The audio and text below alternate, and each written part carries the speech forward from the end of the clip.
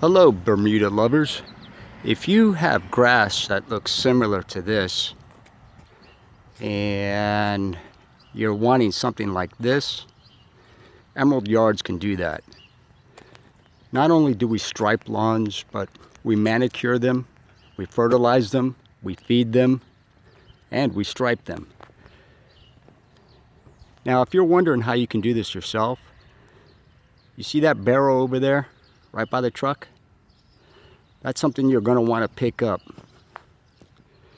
and fill it up with water. I'd say get about 50 to 60 pounds of water inside of it so you can actually bend and manipulate these blades as they grow.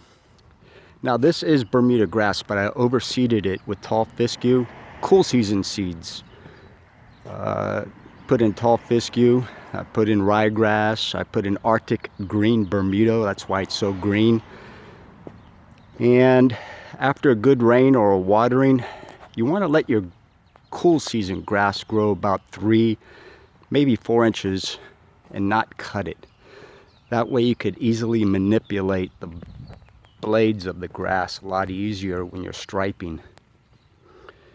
So I just wanted to give you a quick rerun of how we do it at Emerald Yards here in San Antonio. And if you want to find out anything more about our company in San Antonio, you can go to emeraldyards.com. That's emeraldyards.com.